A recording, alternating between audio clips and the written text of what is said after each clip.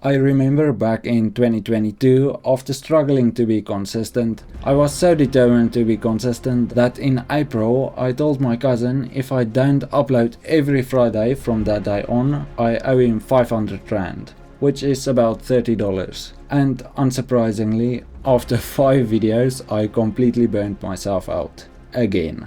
And to make things worse, I didn't even have the money to pay him. Thinking back at it, it's so cringe. Anyway, I originally didn't plan on making this video, but I was writing and reflecting on 2024 and spending a few days listing out the good things I want to keep doing, the bad things I want to stop doing, and some new things I want to start doing. I'm not someone that's a fan of New Year's resolutions and the whole New Year, New Me thing, but I do feel like it's important to learn from your past. So I decided to make it into a video, because that way I force myself to have a greater understanding of it, and I think I've learned a few things after doing YouTube since I was about 13 or 14. And when I watch this video in the future, I will probably cringe, but hopefully at the end of the year I will feel like I've done my best.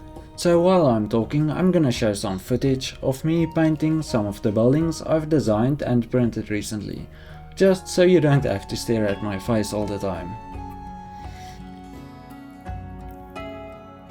Perfectionism can sound like a good thing, but in reality it's much worse than it sounds, and I don't think you can ever really get rid of it completely.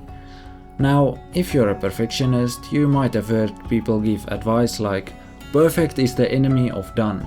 Just get started, and starting is the hardest part. And to be honest, I think we all know we just have to get started. So why don't we?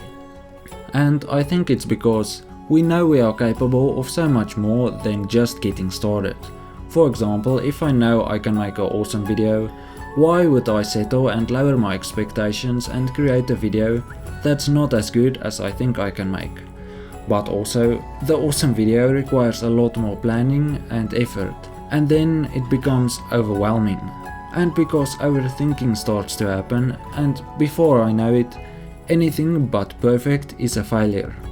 And because I've been spending so long to make this perfect video, I put more pressure on myself. But still, after completing a video, I almost always feel like I could have done a better job, or done it differently.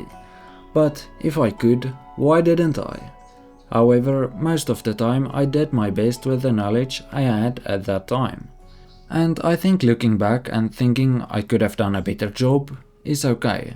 That means I've learned something. But I think the best thing is to learn from it and grow as a person, but not get stuck on it and move on with life. I think learning how to efficiently do your best without connecting too much of your identity to it and being able to move on from failure is something we can all work on. Let me know your thoughts in the comments. It sounds so obvious and logical, but this is why I decided to make this video. It forces me to spend some time trying to understand these things. I still don't, but I did learn a lot. I still don't know how to stop being a perfectionist, but I know this video isn't perfect and I don't feel bad about it, and it's probably the video I'm most proud of thus far. Number 2. The longer you wait to execute an idea, the less likely it is to happen. Don't let a lot of time pass when you get an idea. The longer you wait to execute an idea, the easier it gets to keep not executing that idea. It's like a trap you get into, and with this video I want to get out of the trap of not uploading videos on this channel. And one of my goals for 2025 is not falling into this trap of not uploading again. If it's not something that requires a lot of planning and preparation, like building a house for example, then maybe don't spend as much time overcomplicating something that's quite simple. If you are currently in a trap of not executing an idea, try to get out of it as soon as possible, because the longer you wait to execute, the easier it gets to keep not executing. Remember, keep it simple. Number 3. Here's a quick story from a 19, almost 20-year-old who started YouTube at the age of 13. I started this channel to try to make some money. But money soon stopped being a motivating factor, otherwise I would have quit it a long time ago. But I discovered that I actually really enjoyed the art of creating videos. However, there's something that stood in my way of creating the videos that I wanted. I was a shy kid and never spoke English before in my life. But I knew if I spoke Afrikaans in my videos, very few people would watch them. So I started learning English, but I hated it so much that I would speed through the recording process in like 2 days and then spend a few weeks trying to do an English voiceover. And because I hated it so much, I would spend countless hours making fancy edits on the videos, spending time on anything but doing the voiceover. And I would add loud music to drown out my voice, because I hated hearing myself. Kinda funny, I know. Looking back, my English improved a lot, thankfully. However, because I took everything so freaking seriously back then and tried to sound so smart, every time I tried to create a perfect video, but because that's not possible, I hated the final result every time. And I would cringe so hard if I heard my family playing one of my videos that I would run out of the house. This really damaged my passion for creating videos, and it became less enjoyable with every video. Kind of funny story, I don't know why I told it. Yeah. Number 4. Go for a walk or a run more often when you don't feel like it. The mind and the body are more connected than you might want to think, and during COVID, I was forced to stop outdoor activities like playing tennis, running, cycling, which I enjoyed a lot, and I got addicted to playing Minecraft. Yep. But the last 2 years I've beaten that addiction, and I got back to playing tennis almost every day, running almost every morning and cycling. But I don't want to rant about this too long, I just want to say, go for a run or a walk more often when you don't feel like it. Number 5. Moving the goalposts can make success feel like failure. Let me explain.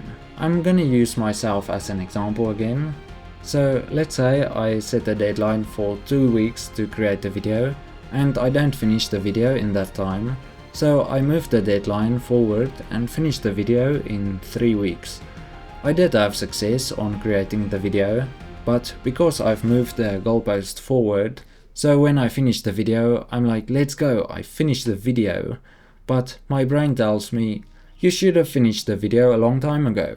You could have done that in 3 days if you just worked harder. And the video isn't even that good for how long it took to make it. This is a real struggle of mine. I think it's also a form of perfectionism. To combat this, I think it's important to set realistic goals and deadlines, but also don't allow yourself to think negatively of steps taken in the right direction. It's so easy to think of all the things you could have done better, but take some time and celebrate the small victories. It's easy to think that you need to achieve something big before you can give yourself some credit, but I found that it's important to give yourself some credit on the small steps you take in the right direction. I can rant about this for a long time, and I don't want to make the video too long. I hope the video was a bit helpful. If not, I had some fun making it. I think I'm getting more comfortable in front of the camera, which is something I never thought I would say. Anyway, I'll see you in the next video. Thanks for watching.